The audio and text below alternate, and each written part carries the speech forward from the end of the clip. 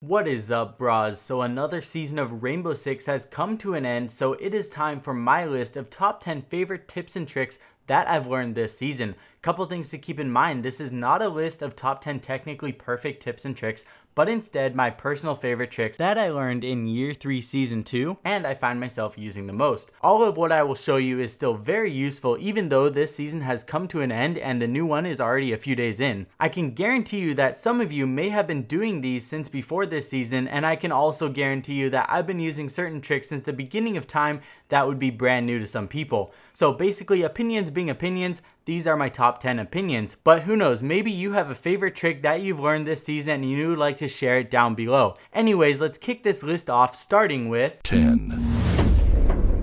Alright, so I learned this camera a few seasons ago, but it wasn't until this past season that I learned how you can throw it perfect 100% of the time. So you guys see the little lines on top of the roof or a little greenhouse that's in the background. All you got to do is line your crosshairs up exactly where they intersect. So what I do is I move my character model into the corner by where the cabinet is, then I just move my character forward just a dash. Once I'm in position, all you got to do is put your crosshairs directly where the lines intersect each other, and you guys will be able to land this camera perfect 100% of the time. Now you guys can also kind of see how the roof goes a little bit further back. Once you start going left enough, all you got to do is put your crosshairs just a tidbit higher than the first two cameras that we threw. So you guys can kind of see the first two landed on the right section, and then the left camera landed on the further back section. It's that simple. Now you guys can land it 100% of the time and get so much vision. I don't even need to explain why this camera is so good.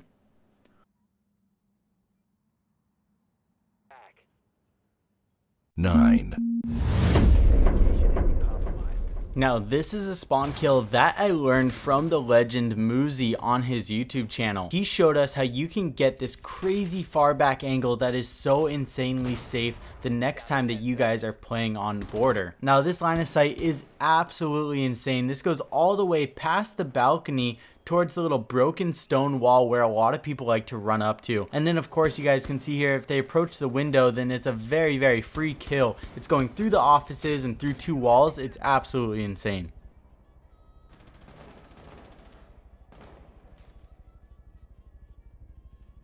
8. In at number 8, we got some new light designs with Parabellum, and with these certain types of lights that are spread around on certain maps. I'll show you guys a couple of my favorite ones, but you guys can throw Valkyrie cameras so that when you go on them, you know that annoying little blue light that flashes its position? It is so much more difficult to see. A couple good ones are in the lobby on Oregon, downstairs in the Arsenal room on Clubhouse, and then one of my favorites is in the Armory lockers upstairs of Border. Keep an eye out for these the next time if you like to play Valkyrie. They're spread out throughout random maps, and I'll show you guys some examples of what exactly this looks like from the attacker's point of view. Huge thanks to Nero of Instagram for helping me out with this video and this spot specifically. You'll see him in a couple more clips coming up in the video. Anyways, you guys can see here that he is going on the camera, and yeah, if you're looking for it, you can kind of see the blue light once I'm scoped in with an ACOG staring straight at it. But when you take that in comparison to just a regular camera, it is so much more well hidden. You guys could see that he's on the camera and it is so hard to tell unless I'm scoped in directly on it.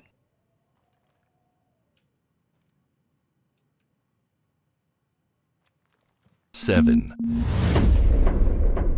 In at number 7, we got one of the nuttiest mute spots ever. If you guys don't use this mute location next time you guys play Consulate, I highly recommend it. You guys can see here that it lines up almost perfect with this main lobby doorway. Now this mute pretty much creates a border around this doorway from pillar to pillar right in front of the table. I'll show you guys exactly what this looks like in the drone's positioning, and you guys can see that it is pretty damn difficult to get it past. Even if you get the drone past, like how I'm gonna just throw the camera to safety, you can't even jump on top of this table without getting jammed. Even if you make it on top of the table, that's how much vertical height this mute jammer has. It is absolutely insane and so annoying to the attacking team.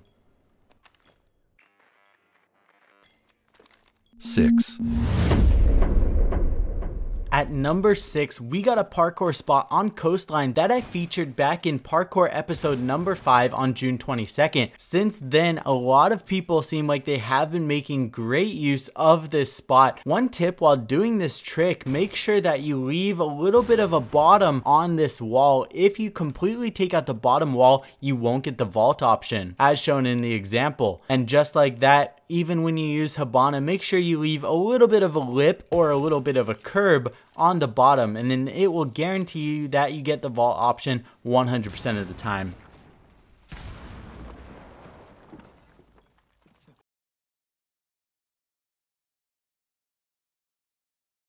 Five.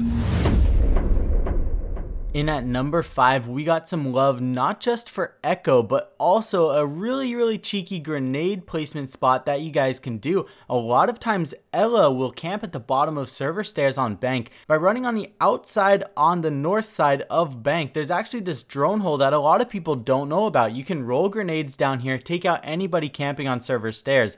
On top of that, with yokai drones, you'll be able to create angles and lines of sight that you and your team will be able to see enemies without them being able to see you. It's one of those weird angles where from this angle I'm looking down at it, and because my character's head height is so high, I actually won't be able to see them, but they'll still be able to see the majority of my body. In this angle, you can pretty much see when they go for that very common wall plant. You can drop your drone down, jump up, and take them out.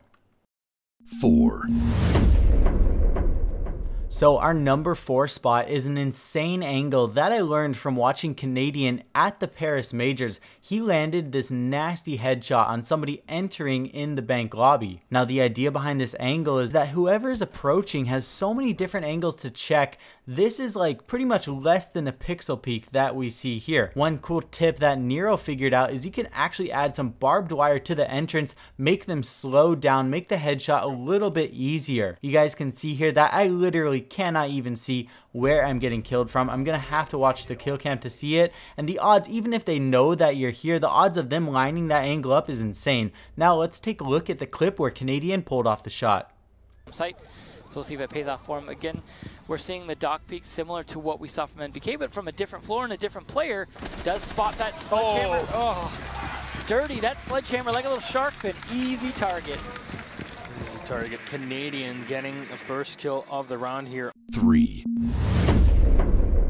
Our number 3 spot is a game changer for anybody that might be defending the dorms on Oregon. Now the reason this one's ranked up so high is because this is such a common bomb site, and this literally is round changing. I'm going to pull up the scoreboard right here. You guys can see that this still currently works. This was founded last season by the Dangleberries. They actually figured out that you could vault up on top of the shooting range roof, and since then that has changed this bomb site forever. Now this angle can see so many common locations. A lot of times there'll be a rotation hole on the right side of kids dorms, a mirror somewhere in the middle or the left hand side of the kids dorms wall. You can see the top of white stairs. You could wallbang somebody that's playing next to the bomb, and you can even see all the way into the other dorms area. This right now is just such an unexpected angle. A lot of people don't realize that you can get up there. You're going to be able to pull this off and change the round in your favor.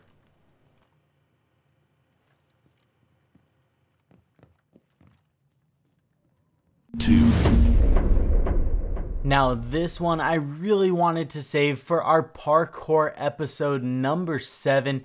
It is just too insane not to include, though, one of the best tricks that I learned last season that still works in the new Grimsky build. I learned this one from Nico. He figures out so many cool things. I highly suggest to go check out his Twitter page and stream. So we're going to break this down into 4 sections. You're going to vault up once on top of the tree, same angle, vault up a second time on top of the tree, then you're going to be moving right. Now, once you move right enough to where you can see in the peripheral vision the tip of the ladder, like you see in the video, go ahead and pause it if you need to. You're then going to turn to the rooftop. You're going to slide a little bit to the side, and then you are going to walk forward and get a vault option. In this video, I did not sprint. Some of you guys, if you're going to ask why not just climb the ladder, climbing that ladder is pretty much suicide if you're playing against good players, so that's why. 1.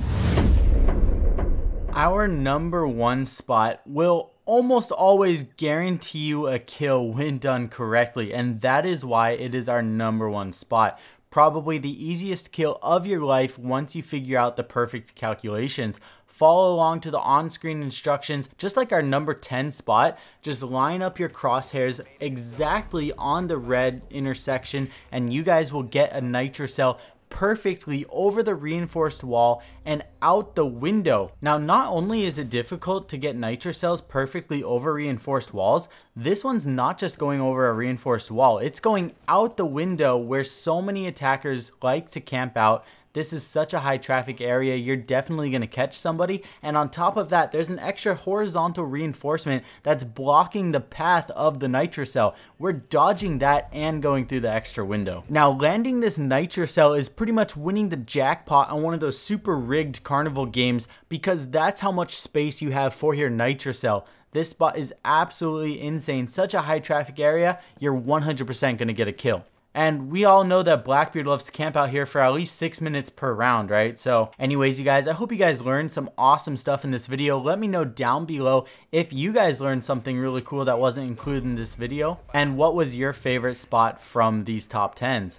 I love you guys all. I'll see you guys all very soon in the next video. Peace.